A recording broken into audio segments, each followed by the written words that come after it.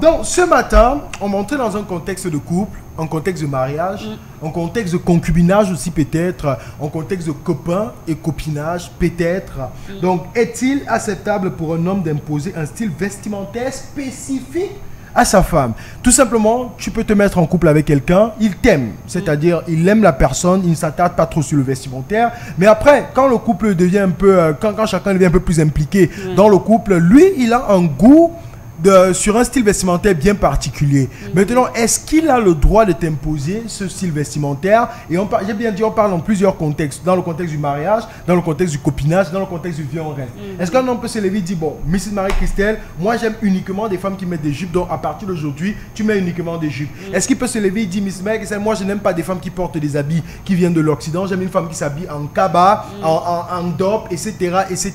Est-ce que la femme a donc... est-ce qu'on va dire à la femme de s'aligner ou bien la femme a son mot à dire sur son vestimentaire? C'est une question vraiment really compliquée. Parce que vraiment, je peux répondre et que certaines personnes aient l'impression que je pourrais pousser à la révolte. Alors que peut-être dans mes couples même, les choses pourraient se passer comme ça et je ne me révolte pas. Tu vois? Ceci dit, tout part de la base de vos relations. Tout part de la base. On va renvoyer le contexte vestimentaire même au niveau de la coiffure, au niveau des accessoires de la femme et tout. Quand un gars t'a connu, tu étais comment? Pourquoi un homme a envie de te prendre et de te changer? C'est vrai, on dit que dans un couple, l'homme doit te modeler. Tu dois être cet agile qui rentre dans le pot et il doit avoir la forme qu'il veut. On est d'accord. Mais après, est-ce que le pot là est dans des conditions à rester ferme et solide? Si tu prends ce pot et tu mets dans un endroit humide où il y a tout le temps la moisissure, le pot que tu as, l'argile que tu as mis dans le pot va se dégrader parce qu'il n'est pas dans les conditions. Donc c'est pourquoi je me dis, une femme dans son foyer doit être épanouie. Et l'épanouissement de la femme est aussi entre dans ce qui lui plaît, elle. Si une femme aime mettre les perruques, il faut que son mari l'accompagne dans son épanouissement à lui acheter des perruques. Maintenant, si monsieur n'aime pas les perruques, il faut qu'il accompagne sa femme à comprendre l'inutilité des perruques. Pas que ce soit interdit, mais que tu lui dises que, mes chéris, tu vois pas que tu es plus belle quand tu as tes cheveux au vent? Est-ce que tu ne trouves pas que tu es belle quand tu as tes nattes? Chaque fois que tu as la perruque, j'ai l'impression que ça te vieillit. Une femme qui apprend qu'elle vieillit n'est pas vraiment contente. Tu vois un peu. Du coup, elle va commencer à se rendre compte que mon mari n'aime pas ci, mon mari n'aime pas ça. Et pour lui faire plaisir, je ne mets plus ci, je ne mets plus ça. Ça, c'est ce qu'on appelle le consensus dans le mariage. Il faut pouvoir trouver l'équilibre, le juste milieu pour que chacun se sente bien. Sous cette forme-là, monsieur est dans ses droits. Mais quand monsieur vient, oh madame, les perruques, je ne veux plus, enlève-moi ça. Elle va enlever, mais elle est frustrée. Et voilà comment son épanouissement est en train d'être brisé.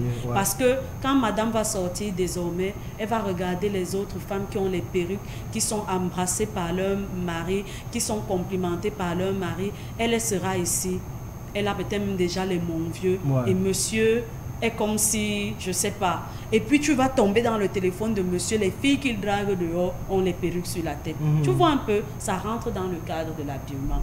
Il faut que monsieur soit avec sa femme du genre, chérie, tu es belle quand tu mets tes collants, mais tu ne trouves pas que quand tu sors avec, ça te dévalorise parce que tu es déjà marié.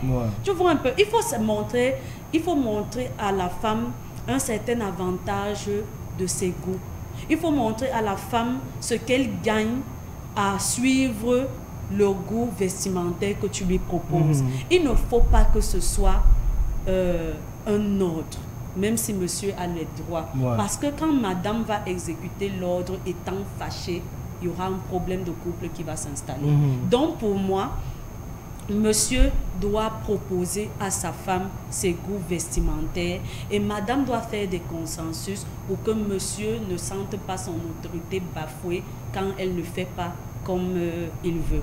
Voilà, par exemple, je partais rencontrer quelqu'un hier qui n'aime pas du tout les perruques et j'ai dû enlever ma perruque pour le rencontrer parce que il va être avec moi, mais il ne faut pas qu'il soit mal à l'aise. Ouais, parce maintenant, et au fond, tu sais que déjà qu'il n'est pas dans et maintenant, quand il me demande, est-ce que tu as adopté de rester avec tes cheveux, je lui ai dit non, j'ai enlevé parce que je viens te voir. Un peu de respect. Finalement, il m'a dit waouh, quel honneur, tu vois. Et ça lui fait plaisir de savoir que elle sait déjà que je n'aime pas les perruques. Elle se met en condition. Elle a enlevé. Si un gars comme ça se bat à te mettre à la maison, il sait au moins déjà que quand il va te dire quelque chose, tu vas écouter.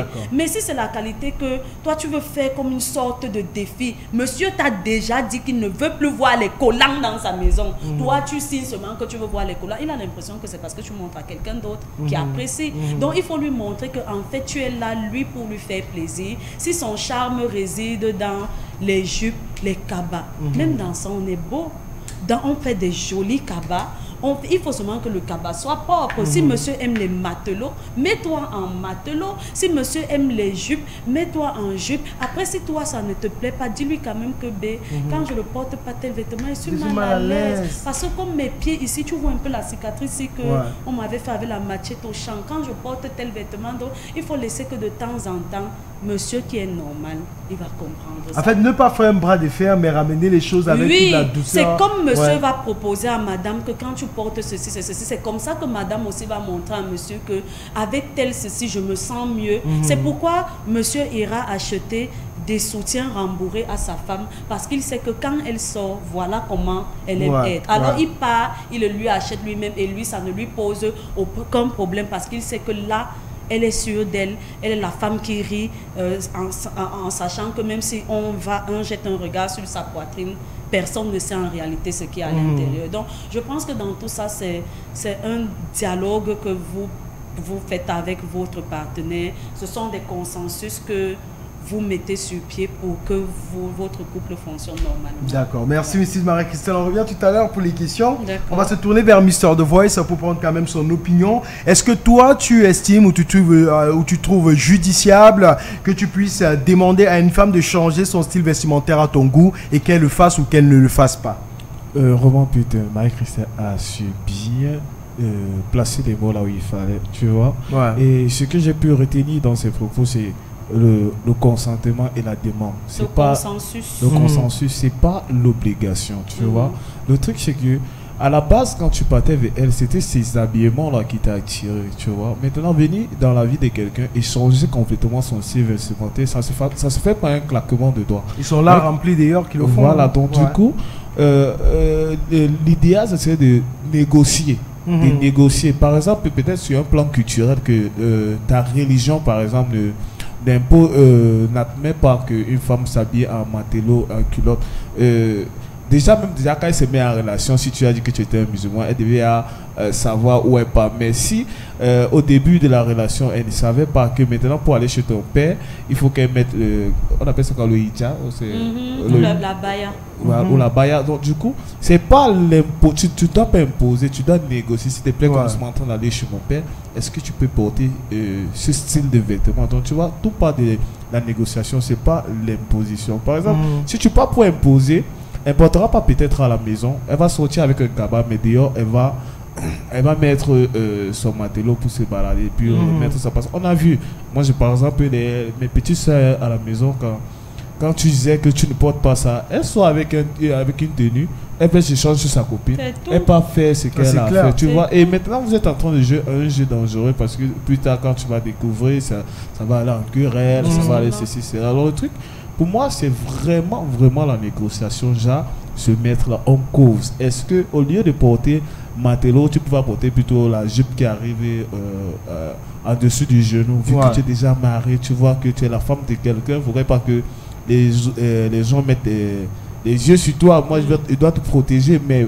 demander ça avec vraiment le respect de l'autre aussi. Parce que franchement, chaque personne grandit avec sa manière de s'habiller. Donc, c'est pas une imposition, c'est une doléance, si on peut dire ça comme ça. Ah, c'est clair. Non, honnêtement, ton point de vue et celui de Mrs. Marie-Christelle, j'adore. Je ne sais même pas s'il y a encore une question à poser là-dessus, mais honnêtement, je m'aligne derrière ce que vous avez dit et c'est nettement la réponse que j'espérais de vous. Et à la maison, donc, qu'est-ce que vous en pensez? 657 56 41 65. Le sujet, il est là. On le poursuit juste après cette pause musicale avec Martins qu'on retrouve dans le titre Yawa. Let's have the vibe.